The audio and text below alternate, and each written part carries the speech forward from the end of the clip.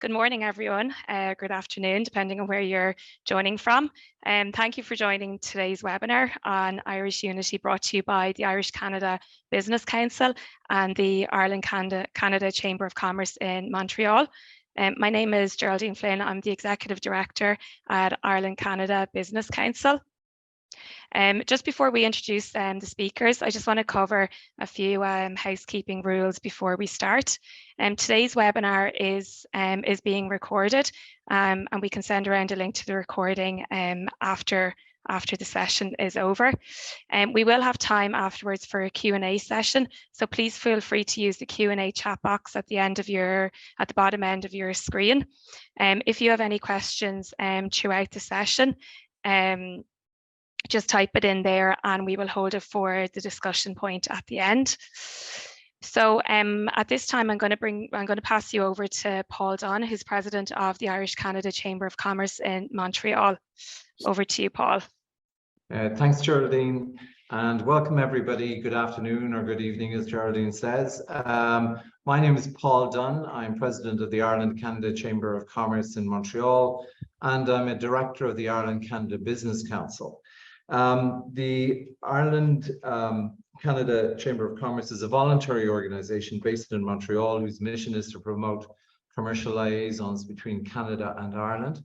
And along with our counterparts in Ottawa, Toronto, Calgary and Vancouver, we have created a new all-Canada coalition called the Ireland Canada Business Council. If you're not already a member of one of those local chambers, or trade associations, we will be providing the links to their websites at the end of the Q&A session. So I'd encourage you to go there, find out a little bit more about them and participate if you can. It's a great and worthy cause. Thank you for having turned up in, I hope, such great numbers. We had a lot of registrations. Very happy about that. This is very exciting. It's our first joint event of the Ireland Canada Chamber of Commerce and the Ireland Canada Business Council, and a warm welcome to Minister Neale Richmond, our speaker for today's presentation on Irish Unity. Now, without further ado, let me hand over to James Fitzpatrick, Communications Director of the Ireland Canada Chamber of Commerce in Montreal, who will introduce our esteemed guest. Thank you. Thanks, Paul. Thanks to everyone for joining us today. My name is James Fitzgerald. Thanks, Paul, for getting my name wrong. Well done. Oh, gee, I did it again. I'm originally from Dublin, and I work for the World Anti-Doping Agency in Montreal. I'm also a director of the Ireland Canada Chamber of Commerce. So it's with great pleasure that I can welcome to this group Neale Richmond, TD. In January of this year, Deputy Richmond was appointed as Minister of State at the Department of Enterprise, Trade and Employment, and also at the Department of Social Protection. Much of his work is with businesses, workers, their representative bodies and the state agencies to ensure that the economic recovery and growth extends to all parts of Ireland. He works closely with the small and medium enterprise sector, including retail, on building resilience and on the transition to the green and digital economies. Prior to his role as Minister of State, he was elected as a TD for Dublin Rathdown in the 2020 general election. And prior to that, he was a senator in Shannon on the Labour panel, where he was also Fine Gael spokesperson on European affairs and chair of the Shannon Special Select Committee on Brexit. He holds a bachelor's degree in history and a master's in politics from University College Dublin. Outside of politics, I know he's very interested in sport, particularly rugby. I think he even still plays for Old Wesley, and occasionally will prop up the scrum for the Irish parliamentary team as well. So maybe when he gets his presentation out of the way, we can ask him what he thinks, or how he thinks Ireland are going to get on in the next couple of weeks as they go for the Grand Slam of the Six Nations. But for now, I'd like to welcome Neale Richmond. Thank you very much, Minister Richmond, for joining us. We're very interested to hear what you have to say on this subject of Irish unity. Over to you. Thank you very much, James, and thank you, Paul, for that welcome. It's a real pleasure to be here, albeit virtually with you. Although, as I was saying prior to coming online, I hope very much to be heading up a trade delegation on behalf of the government in a couple of months' time to Canada. And as part of that, there's many old friends, some of whom I recognise are on the call here in Toronto and Montreal and Ottawa, as well as many other Canadian cities that I promised to pay a visit to and perhaps bring a couple of packs of vacuum black pudding over. I'm very grateful, James, that you mentioned, of course, my rugby prowess. Not only because you, in your former life back here in Ireland, you gave me many a dig out by offering to referee, and of course our relationship goes back to the 90s when we played cricket together, of all things, for the YMCA. And you can correct me later, but I think your couple of caps for Ireland actually came against Canada in a tour, not today or yesterday, but once upon a time. So I know you had your background blurred there, but for those who had seen the background without blurring, there would have been a considerable amount of cricket and rugby memorabilia, no doubt, due to your previous careers, your current work, and of course your noted performances as a referee at a very, very high level here in Ireland. And I hope you're still keeping a hand in Quebec. This evening for me, or this afternoon or this morning's presentation, will focus on an issue that's particularly dear to my heart, but has become increasingly relevant over the last couple of multitude of years here on our islands. I will stress from the outset that I speak in a personal capacity. My views are closely held. They don't necessarily align with the views of my political party. They don't necessarily align with the views of the Irish government, but I hope they will, and I hope they will very soon. And I think we are entering into an extremely interesting period in our shared home, Ireland's future. And I think why I was so keen to speak to this audience about this topic is I think it's something that needs to be discussed, not just around the breakfast tables in Dublin and Belfast, Cork and Derry, but increasingly amongst our diaspora community, amongst those who left in the last couple of years for whatever reason, or indeed maybe whose parents or grandparents or great-great-grandparents moved abroad many years ago and still hold such dear concern for the future of Ireland and what may happen going forward. To be honest, the issue of Irish unity for me, I think, has become increasingly more likely that we'll be potentially voting on reunification in the next decade. And the reason for that, and there's one reason alone in my mind, it is Brexit. Brexit has changed everything. And I dedicated 6 or 7 years of my life as a councillor, senator, and indeed as a TD to Brexit, be it as chair of the committee, as James said, or as a regular commentator on British and international television, warning just how mad the entire concept of Brexit was, and genuinely stressing a concern for the impact a bad Brexit could have on the island of Ireland and on the very precious Good Friday Agreement that will celebrate its 25th anniversary next month. And the impact of Brexit, it's been no surprise, it's been terrible. The British economy is in an extremely difficult position, particularly when it's compared to European counterparts, when it's compared to other G7 countries. And I take no pleasure in that. I have a great affection for the United Kingdom. The vast majority of my friends and relations live there. I support Arsenal, of course, who are top of the league. And as I mentioned, I played cricket for many a year with James, so I'm no Anglophobe, but Brexit has been a bad decision. And it's been a decision taken with very serious impacts that were never thought through. Because the problem with Brexit is it was a concept. No one ever laid out the details of what Brexit looked like. And that provides a very salutary lesson for those of us in Ireland and those of us who advocate for Irish unity. And I'll touch on that a little bit later on. But I think why the impact of Brexit has really brought the potential of unification or reunification of our island a lot closer is quite clear. First and foremost, the easiest way for the people of Northern Ireland to regain their European citizenship or their membership within the European Union isn't for the UK to rejoin the EU, but in fact for Northern Ireland and Ireland, the Republic, to reunify. One of the first decisions and one of the first achievements of Enda Kenny as Taoiseach post the Brexit referendum in 2016 was to get the unanimous agreement of the European Council that in the case of Irish unity being voted on by the people of North and South, that automatically a reunited Ireland would be a full member of the European Union, using the precedent of the reunification in Germany achieved in the 90s under an Irish presidency of the Council of the European Union. So I think that's something that is extremely important when you look at Northern Ireland being a place where the majority didn't vote for Brexit and where there's an increasing majority that do not identify as unionist, The nationalist majority or minority has kind of stayed the same, but there is a massive growing middle or other, both in terms of census returns and in terms of electoral results, with the rise of the Alliance Party at every level. The instability in Northern Ireland, the very negative impact of Brexit is causing people, many of whom I know, and many of whom, indeed, a number of whom are my relations and family friends, for the first time in their life, to actually think seriously about, well, what impact of unification, what would it really have on me? Many of these people are ones who came from a unionist background, a loyalist background, an agnostic background, and for the first time, they're starting to wonder, well, is our future better within the United Kingdom or as part of the United Ireland? I fundamentally feel that it is. It would be better, but we need to lay out the reasons why and the methods, by the way, which we could achieve unity. I suppose when you look at the real impact of Brexit and the instability it's causing, it's forcing people to ask questions and confront uncomfortable norms a lot more easily than they would have before. Any potential vote on unification, of course, would be one based on consent as per the terms of the Good Friday Agreement. The real difficulty is that any move to call for a border poll or any decision to hold a referendum, it isn't in the gift of any Irish politician.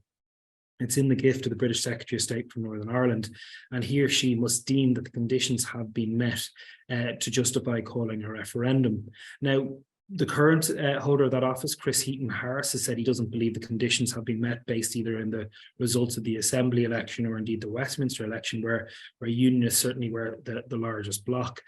But what we haven't seen from him is a clear identification of what are the reasons and what threshold needs to be reached electorally, because governing by opinion poll isn't an option here. There has to be a democratic and electoral mandate.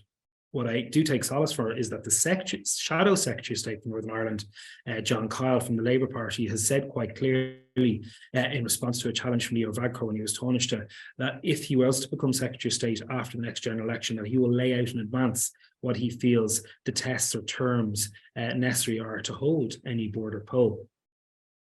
And that vote would, I fundamentally believe, have to take place in both jurisdictions in Northern Ireland and indeed the Republic. But in order to get there, we need a plan, and we need a vision. We need a plan on what a referendum would look like and how it would be held, and a vision of what a new Ireland would look like, because it will and it must be a new Ireland.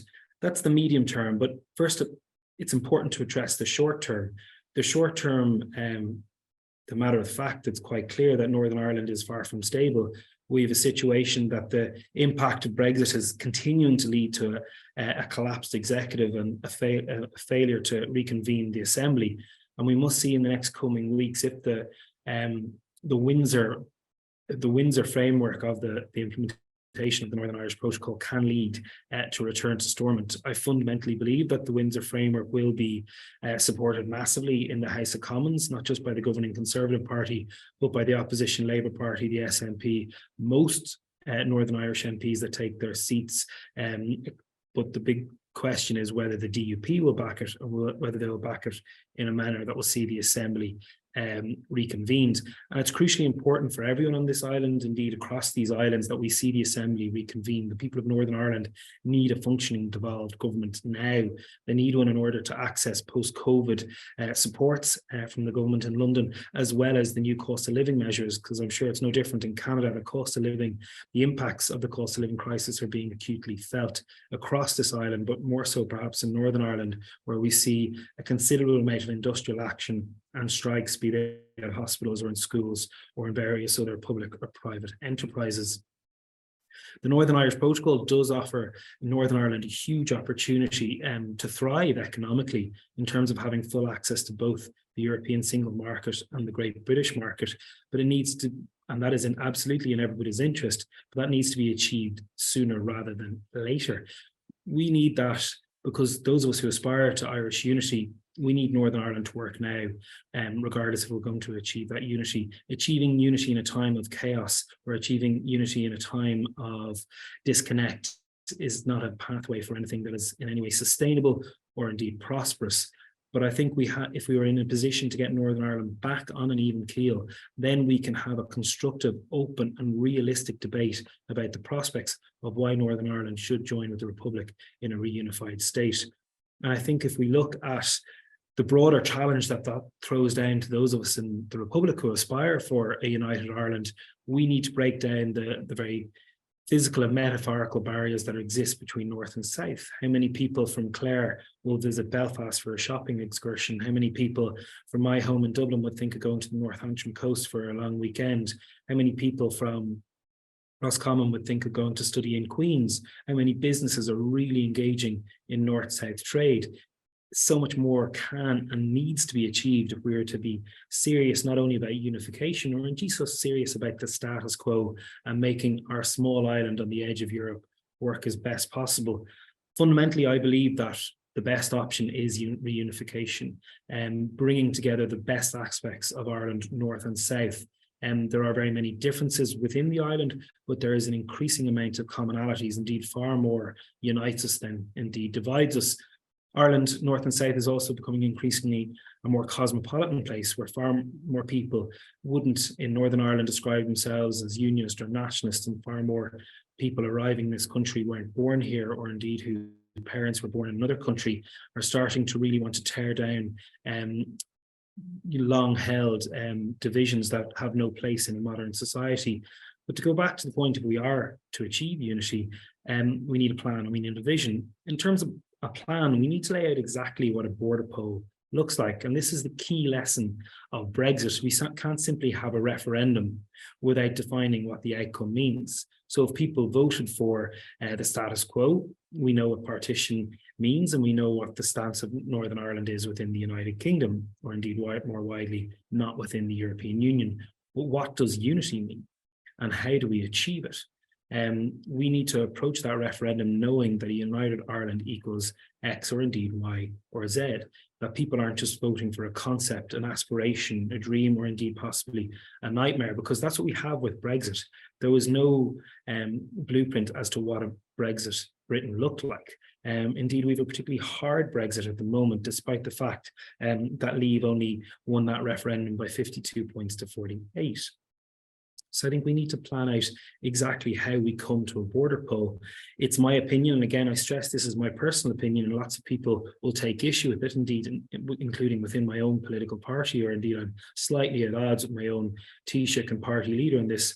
I feel that, yes, when a border poll is deemed necessary from the Secretary of State in Northern Ireland, that we need to move into a clear timeline of what happens next. Deeming a border poll necessary doesn't mean we plan a referendum for 6 weeks' time. No, we need to have genuine consultation and engagement. And I believe that begins on a parliamentary level. Firstly, with the Joint Oireachtas Committee on the implementation of the Good Friday Agreement. Secondly, with the Executive Committee of the Northern Irish Assembly. And thirdly, with the Northern Irish Affairs Committee of the House of Commons. Those three committees each need to go into their own groupings and then work together to prevent what they believe is a vision. I then believe that should be put to an all-island citizens' assembly, 100 random people taken from every demographic from all parts of the island.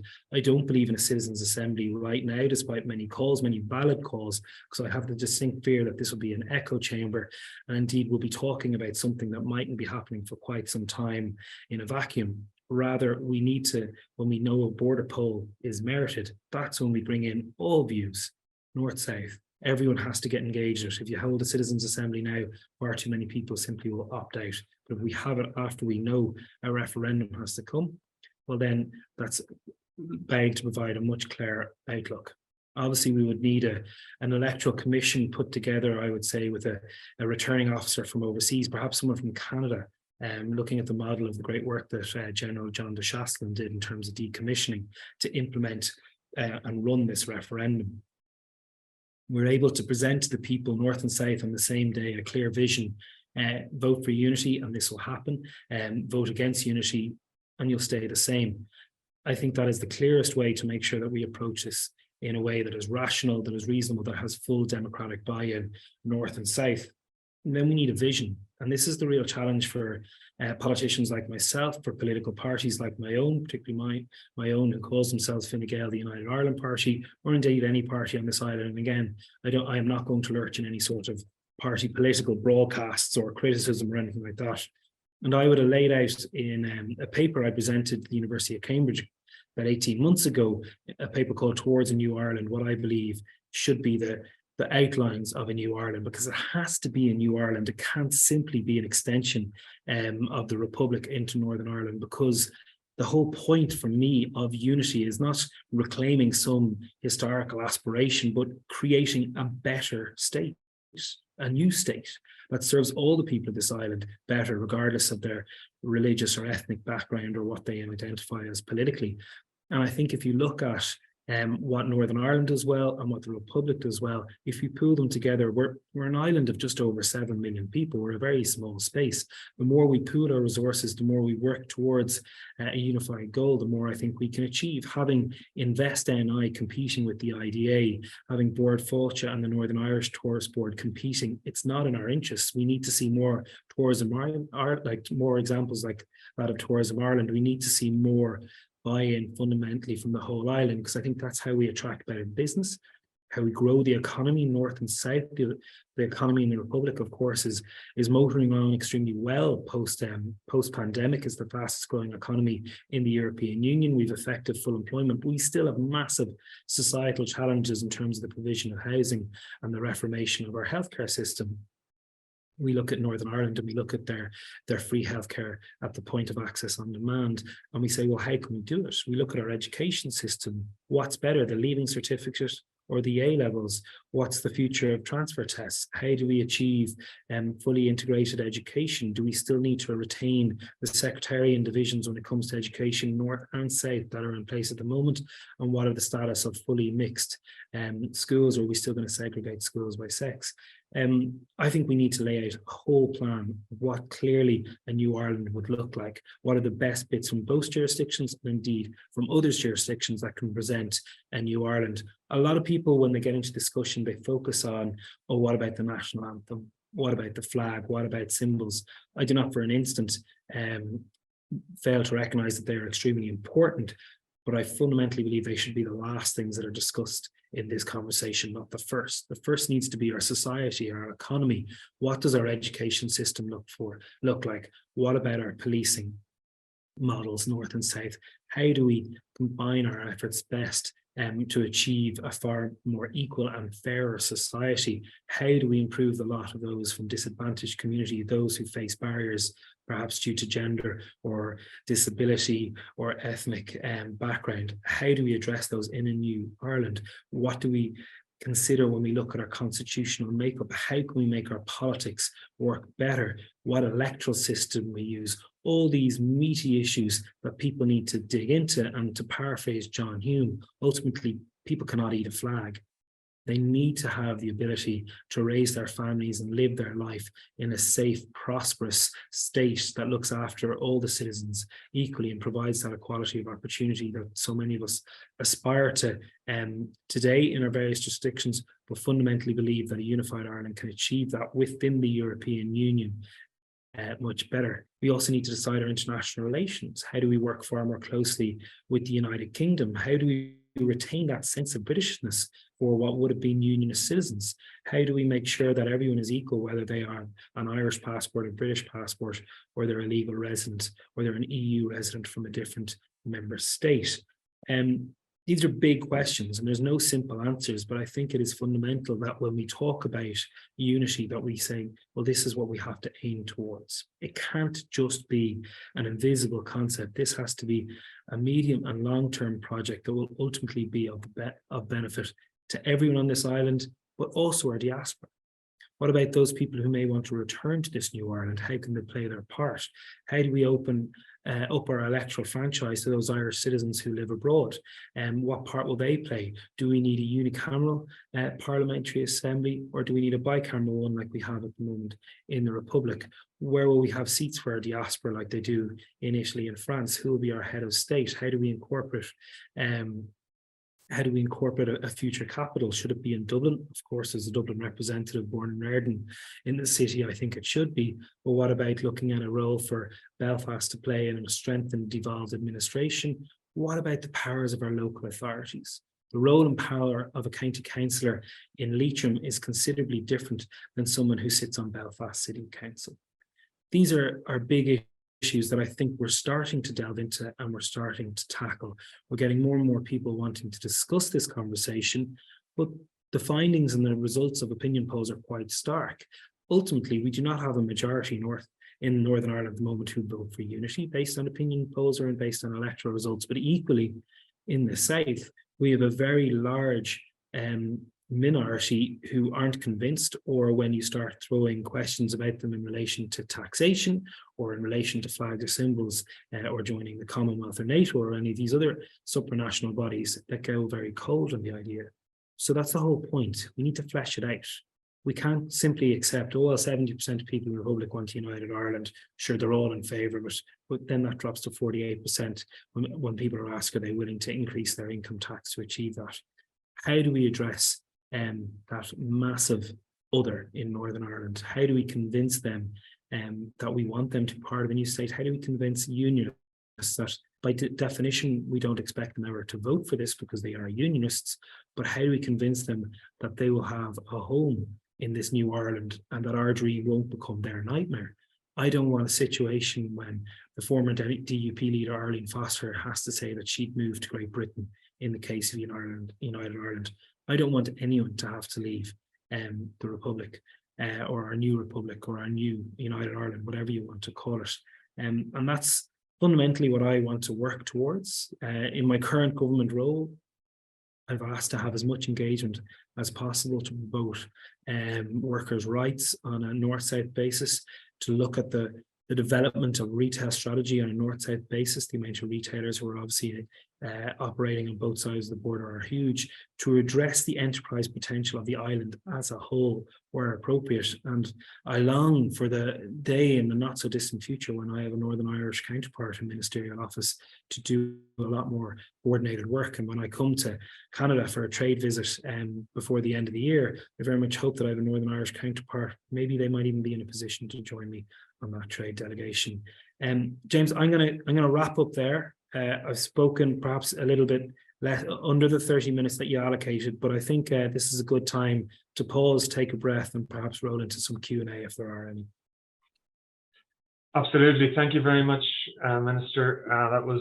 That was fascinating, and there are questions coming in already. So you'll be glad to know people who've been listening, and you've obviously sparked some interest there and some questions. But you mentioned at the very start of your speech there that you thought maybe within a decade we would have a border poll. Do you really think it's that imminent? I was thinking, when I was thinking of questions to ask you, I was thinking, are we talking decades? Are we talking generations? Or are we talking even longer than that? I mean, no doubt there'll be lots of people who won't believe it'll happen in their lifetime.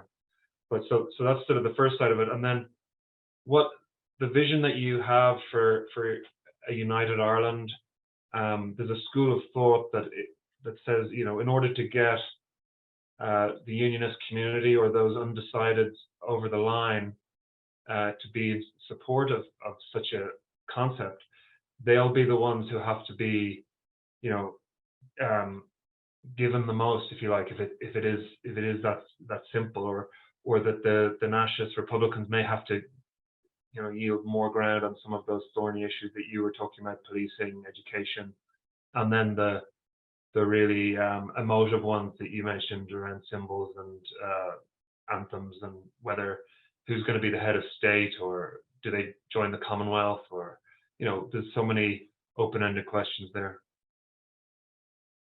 Yeah, fundamentally, I do believe that we have the potential to be voting in a border poll within a decade. Now, I suppose what we've seen in the last couple of years has been chaotic government in the United Kingdom. And at the moments when government was most chaotic in the United Kingdom, either the latter end of Boris Johnson's prime ministership or the the very short prime ministership of Liz Truss, that looked extremely likely. You also have the situation in Scotland, where there is a consistent majority now seeking Scottish independence. I think it's really important, and in a country like Canada, this is particularly relevant when you think about the history of both Irish and Scottish migration into Canada over the last century or two. There's a huge relevance here, particularly to the people of Northern Ireland and Ulster more widely. I say that as someone who comes from a very proud Ulster Scots tradition. My mother was a Graham, relations who would have gone back across with quite a bit of regularity. And if Scotland were to, after the next election, accelerate their move towards independence, I think that would have a huge impact on this discussion. Equally, if we were to move closer to unity, I think that would have a huge impact on the situation in Scotland. And I say that just as sheer context and statement of fact, not presenting an opinion on the sovereign decision of the Scottish people. But I think absolutely we could be voting on a border poll. But I'll be quite frank, James, I don't think a border poll would pass in the next decade. The preparatory work simply hasn't been done. It hasn't been done by the British government, who would have to administer a border poll, nor has it been done of advocates for unity of every political persuasion on this island in terms of preparation of what a vision would look like and how we would actually prepare and move towards having this conversation and debate in a mature discussion. And one thing I'd like us to move towards is that when we're presenting a vision of a new Ireland, it's not about who has to give the most. It's about who can get the most in terms of creating a better state, in creating a state that has a better education system and that has a better health system, a more robust economic framework that can generate a better society. Yeah, but Neale, you know as well as everybody else that these things are emotional as well as logical.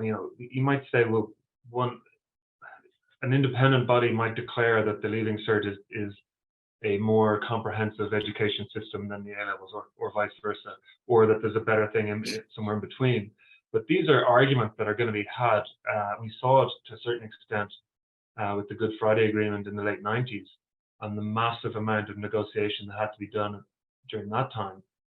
I mean, these are huge questions that will not be solved easily or quickly, or even to some degree at any stage. Of course, but if we're serious about having this conversation, if we're serious about creating a new Ireland, we have to put front and centre the far more important mechanical issues. The logical steps are what will win this argument. The emotional steps will guarantee a loss of this argument. If we focus on this is the historical aspiration for reunification that was defined in the 1916 proclamation, you're never going to get buy-in, not just from the unionist community, but from the other or the newer Irish community, or a disenfranchised community in the South who go like, well, I like the idea of it, but I'm not going to pay for it.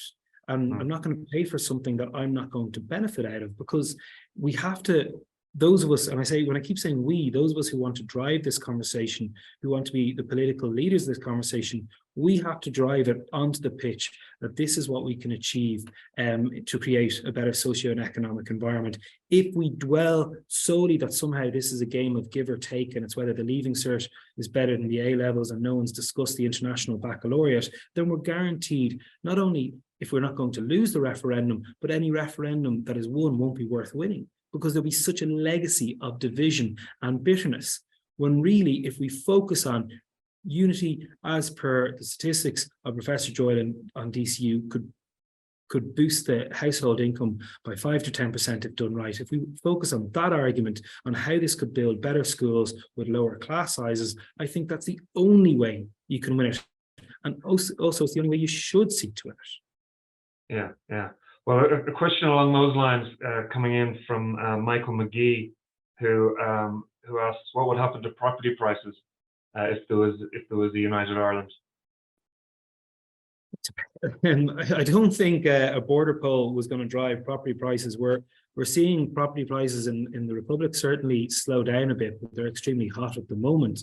I think if we look at the Northern Irish economy, when Northern Ireland does well economically, it's when there's stability.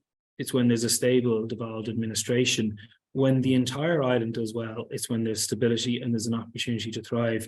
Ultimately, I would think in a united Ireland, we would have the capacity to build far more homes, because we simply don't have enough homes on this island, north or south, at the moment, and we've artificially high property prices as a result.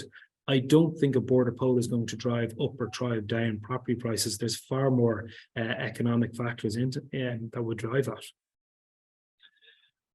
Just another question from Daniel Shapiro Callahan, who's asking, how can the Canadian government make a positive contribution? You mentioned John de Chastelain, the Canadian general, who was a household name in Ireland for quite a while and still is to a certain extent for his work on decommissioning. I don't think he's particularly well known in Canada, but he was seen as a very honest broker from all sides, I think, in those negotiations. So there would be a track record there for Canadians. What would be a governmental role then maybe for Canada to play in all of this? Yeah, I was very lucky to meet John de Chastelain a couple of years ago in the Oireachtas. And he came into an event, I think it was to mark the 20th anniversary of the Good Friday Agreement. Without John de Chastelain, we would still have an abundance of guns and explosives on this island. He decommissioned so many tools of murder and terror that we as a nation, as a people, wherever we call home, should be forever grateful to him. Indeed, there was Canadian involvement in the Border Commission, as you remember, under Owen McNeill, all the way back, going back to the original time of the foundation of the Irish Free State and subsequent partition. But I think any government can play a huge role. I wouldn't expect another sovereign government to take a position on unity or the status quo. What I would hope for is a great role in recognising the importance of democracy in any referendum that would be held. And I look particularly at countries within the European Union, but other like-minded countries like Canada, like New Zealand, Australia. They will have a very special relationship in deepening the existing diplomatic ties that exist between Ireland in its current guise and Canada. We're very lucky to have a great embassy team in Ottawa, as well as a Canadian team here in, I think it's Ranelagh, where the embassy is, as well as our consuls in Vancouver and Toronto. Those are hugely important, and they'll need to be greatly expanded. And we'll need to see that level of engagement of with it by a Canadian government, more importantly, the Canadian people, with a new Ireland when it's achieved. And I think it'll be a very positive relationship, and it's the country that would have the most obvious close relationship with a new Ireland. Well, certainly one of the top three countries after the United Kingdom and other fellow members of the EU.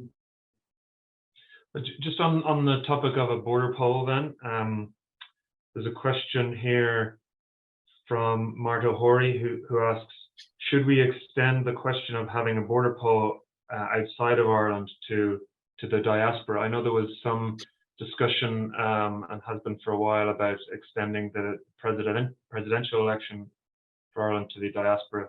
Would this include those who are Irish but who have left?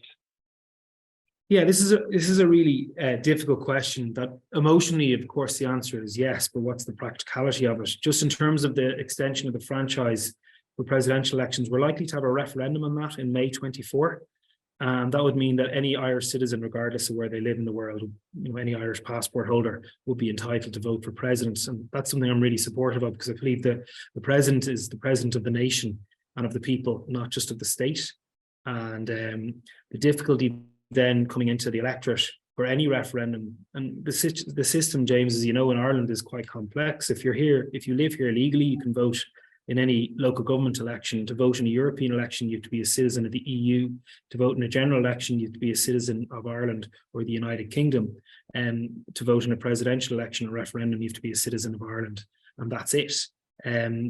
If you're an Irish citizen abroad, the only way you'll get a postal vote is if you're abroad in service of the state. Perhaps you're the diplomatic corps, the defence forces, you're travelling for work as part of government work, or you're in a nursing home, you're incapacitated. It's very hard to get a postal ballot.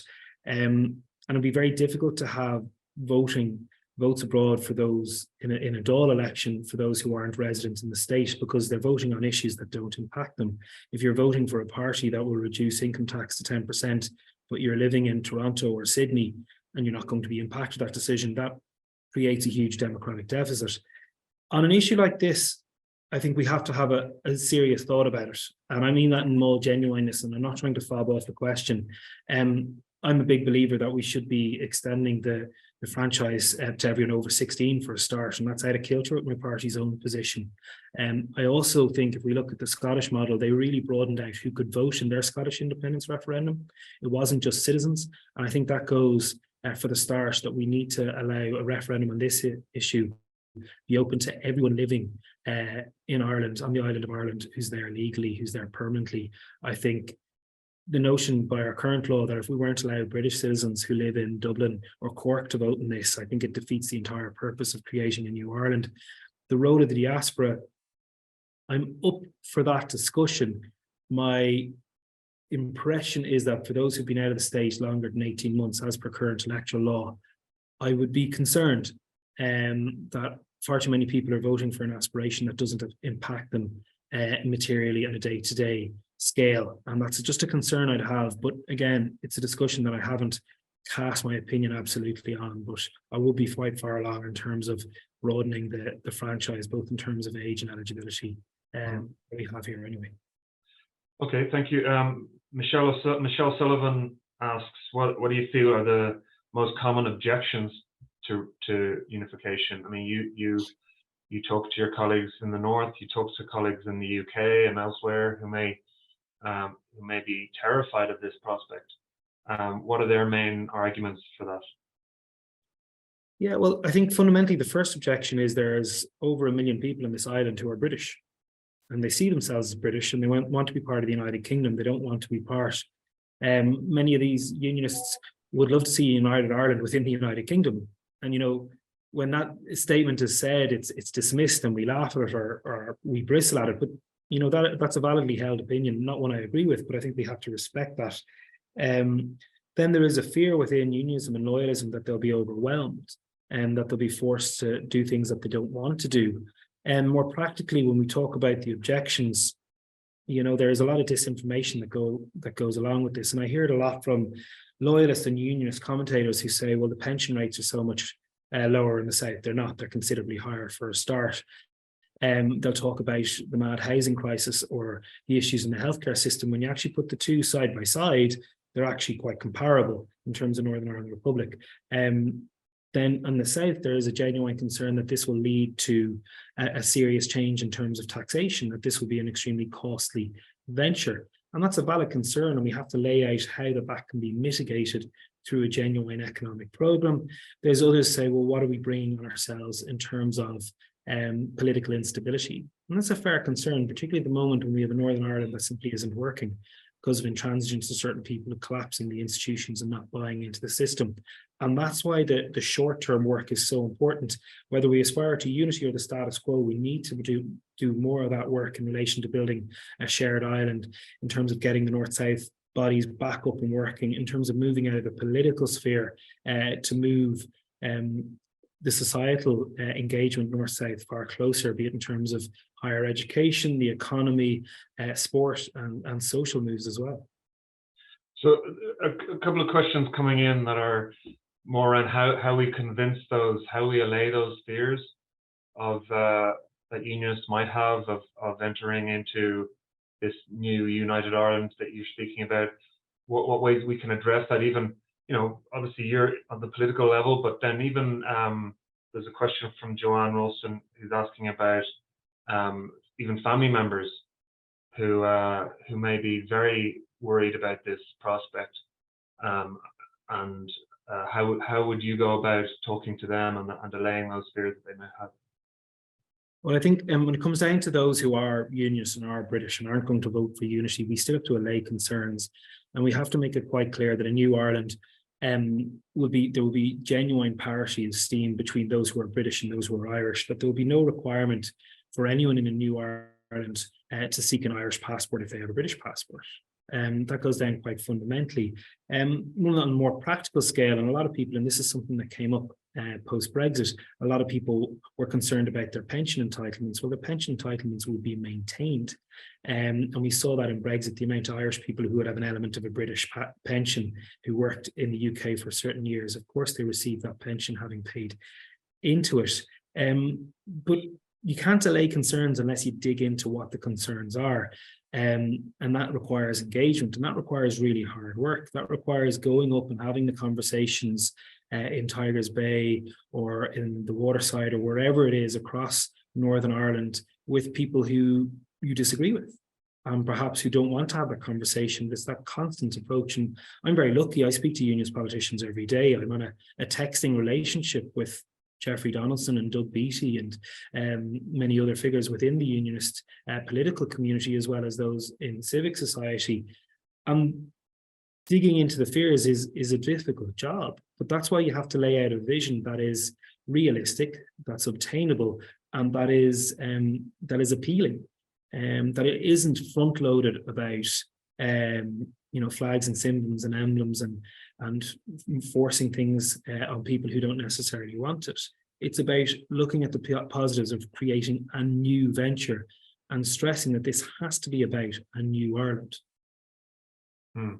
Well, on a more practical level, there's a question from Dave Kiffin, who asks, what kind of structural or constitutional changes would you envision occurring in the territory that would be a new Ireland? I mean, would you see a sort of a federalism or a provincial style like we have here in Canada, or something else? For me, I wouldn't. And this is a debate. This is an area where I actually disagree with my own party leader and a couple of other people who've spoken about this. For me, unity is about consolidation. We're a small entity on the periphery of Europe, and the whole prize here is bringing things to work more closely, bringing things together to work more closely and more efficiently. So I think there shouldn't be a federalized jurisdiction in a country of 7 million people. Absolutely, there's a role to strengthen local government in terms of city and county councils. But I think if you had a singular, so I would have a singular elected head of state for a 5-year term, with the sort of ceremonial powers that our current president has. I would have, personally, I think I'm on the fence. I kind of change my opinion on this on a daily basis, but I think we have a single parliament elected by PRS-TV from across the island. There absolutely is scope to have a second chamber, a senate, or whatever you want to call it, with a different electoral or appointment system to ensure checks and balances. I'm not convinced by that. I'm edging towards a unicameral system, having served in both houses of our parliament. But I think a lot of this for me, James, is about the transition and the importance in the initial decade or 15 years of ensuring you don't allow people to identify, such as they do in Northern Ireland, as unionist, nationalist or other, but rather that you have the agreement that you will have a Speaker of Parliament and a Deputy Speaker, and that one of those positions must be held by someone from what was the jurisdiction in Northern Ireland. And that should then be rolled out to every parliamentary committee. And indeed that the Cabinet should have 1/3 representation from all people from the jurisdiction that was known as Northern Ireland. I think that's one way that you also break down the historic barriers to create a better functioning form of democracy. This is heavily reliant on a strong, as I said, on a strong local government, stronger than what we have in either jurisdiction at the moment, with real powers for local mayors based on the county system, indeed a regional system, be it in provinces or the regional assembly structure as per the European Union. And that would be my personal vision. That's up for discussion. I think an extension of what we have in terms of the status quo in the Republic, I don't think that would be agreeable. I think we would risk moving down the difficulty that other states like the Lebanon or Northern Ireland at the moment are constantly running into. I think a far better new Ireland would have a new constitution, a fully new constitution, taking the best bits of Bunreacht na hÉireann, but adding to it. Because Bunreacht na hÉireann was drawn up originally a long time ago, and it's been amended over 30 times for good reason. But we can take the best bits of it, and we can look at other new states or other states that face the sort of difficulties in terms of demographic representation that a new Ireland would, and accept and apply the best elements of those states. Yeah, there's a question from Chris Durant from Kingston, Ontario. He's wanting to know about the role of the monarchy and how the monarchy could influence or be a part of the solution, if you like, for this question. Would they support a unification of Ireland? Would they even express a view on that? I don't. Has any thought been given about a strategy in that area? I fundamentally wouldn't expect the monarchy to support the idea of reunification. I wouldn't expect the monarchy to support the notion of the United Kingdom becoming smaller. And I think that's a fair constitutional position for them to take. Like the term loyalist is you're loyal to the crown. If you're a unionist, you believe in the union of Great Britain and Northern Ireland. But in terms of, and this is where the monarchy has played a very big role already, in terms of accepting any democratic decision and ensuring the continuation and more societal acceptance, the monarchy has played a very important role. And we look at what the late Queen Elizabeth II did in terms of the Good Friday Agreement. We look at the effort that she went to and her family members have gone to in terms of boosting and fostering reconciliation. We look at, prior to the Good Friday Agreement, the visit of the now King to the Glencree Reconciliation Centre. I have no doubt that if we get an agreement on the Westminster framework, that we will see a royal visit to Northern Ireland, just like we'll probably see the visit of Joe Biden. I think that's a huge role of the monarchy. But one question we have to consider is what role we allow the monarchy to have in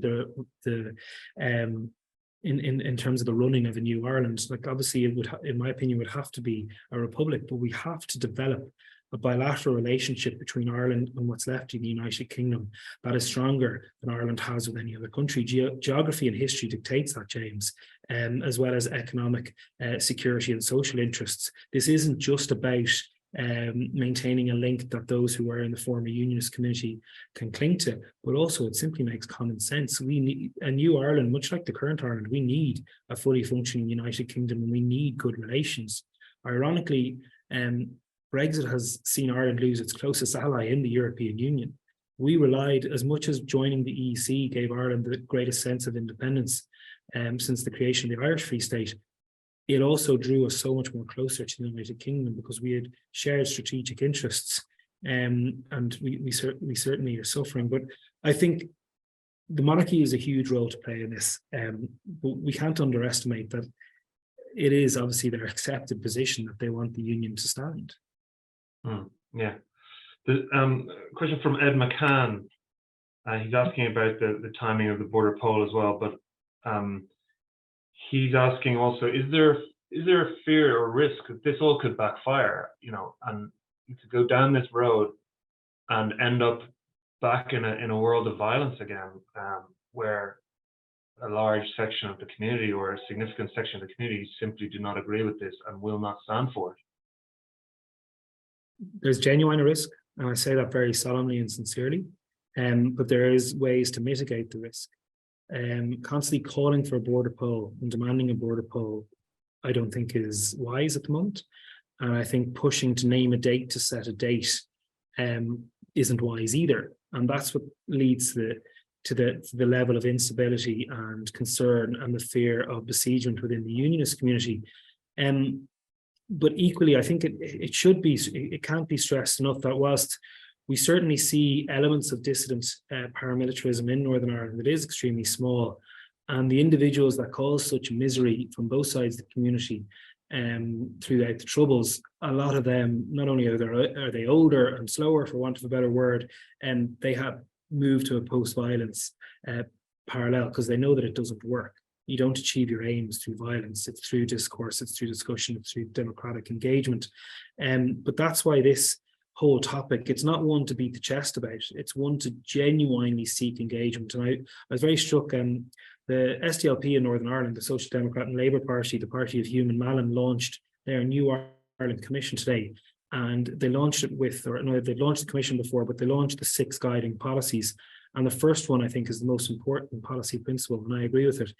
The first principle of this process should be reconciliation. Achieving a new Ireland shouldn't be about reigniting old tensions or creating divisions or giving reason to those who seek to cause dismay. It should be focusing on reconciliation, because I said at the outset, James, I fundamentally believe that far more unites us than divides us across this island, and that should be the focus. And if we approach this in a genuinely generous and ambitious way, I think we can achieve that. Just a couple more questions, because we're coming to the end now, but we are an organisation of business and trade, and both the Chamber and the Business Council. And there's a question from Carol McCormick, who first wants to thank you for your enlightening information. But she wants to know, do you think that there's an advantage at this time for a Canadian company establishing their business in Ireland? And equally, Carol isn't asking this, but I would. What about Irish companies who might like to look to set up a North American base in Canada, in Montreal, hopefully, or in other business centres around the country? The transatlantic relationship between Ireland and Canada is grossly under optimized in terms of economic opportunities. I think CETA, and okay, there's an element of that in terms of ratification that's stuck in the Irish Supreme Court at the moment, but CETA provides us a gateway to unleash so much opportunity. This is a great time to establish a business in Ireland. It's a particularly good time, and this probably would go against the aims of my own government department, but it's a particularly good time to also look at Northern Ireland for a base in terms of accessing both markets. But for any company, we saw a Montreal-based IT company, CGI, just create 50 jobs in Belfast. So it is happening. Yeah, and we see the big four accountancy firms have all massively expanded their operations in Belfast for a good reason. We've seen a number of companies, Amazon, Marks and Spencer's, really deepen their level of engagement in Northern Ireland. But certainly for a North American company, particularly a Canadian company wanting to access the European single market, there is no better place, and there's no better jurisdiction than Ireland to invest in, to establish in. You know, it's a common law jurisdiction with a highly educated workforce, English as a first language, with full access to the European single market, a very pro-business atmosphere in terms of regulation, and we fundamentally believe in open and freer trading. That's something that you don't necessarily get in any other EU member state. Now is a great time to invest in Ireland, to open up in Ireland, but equally for an Irish company looking at the Canadian market, be it Montreal, James, or into Ontario, or indeed any of the Canadian provinces and territories, there's huge potential there to export goods and services that is grossly under-realised. And there's a reason we're having a trade mission. There's a reason why we're sending 2, if not 3 government ministers on St. Patrick's Day trade missions to Canada, including our Minister for Finance. It's because the potential for engagement and exchange between Ireland and Canada has never been greater. It's really quite exciting. If you look at how rapidly there's elements of growth in the Irish economy and how that can marry up with Canada, I think Canada is the obvious gateway into Europe or Ireland is the obvious gateway into Europe for any Canadian company, but equally the Canadian market for any Irish exporters offers huge potential. And even in the early stages of CETA, we've seen so much development in terms of Irish exports to Canada, life sciences, pharmaceuticals, as well as the traditional agri-food products that go from Ireland around the world, be it butter or steak or baby formula, which we're very proud of our exports thereof. Yeah, you've obviously been working on your speaking notes ahead of those trade missions, so well done for that. You've learned them off. I think we'll have to leave there. Just before you go, Ireland have 2 games left in the Six Nations this year, and in a World Cup year. They're going well so far. What are your thoughts there? Well, I was very disappointed to see the Ireland women's sevens team lose to Canada in Vancouver overnight. But apart from that, this is a really good Irish rugby team, and we are in a golden era. I've been lucky to get to most of the matches so far in the Six Nations. I'm traveling to Edinburgh on Friday. I have great hopes and expectations for a Grand Slam, and I really am looking forward to the World Cup and seeing Ireland do extremely well. If they have the ability to win it, James, you've been watching rugby as long as I have, if not longer. This is a really good Irish team. I think they always find a way to peak between World Cups, and then they end up there, and it doesn't go their way. But I would have thought that, but the way they played against New Zealand in the summer and then completely played a different game against South Africa in November, and I think with Johnny Sexton, we are witnessing perhaps Ireland's greatest ever rugby player. Well, we'll in the immortal words of the late Bill O'Hurley, we'll leave it there. So thank you so much for joining us. We really appreciate you giving up your time. I know you're a busy man, as all ministers are. So thank you so much. I can say on behalf of lots of messages coming in, people saying thanking you for your time, and this was a really interesting session, and we hope to have you back sometime in the future. Thanks very much. Talk to you soon, hopefully in Canada. Thank you very much. Bye-bye.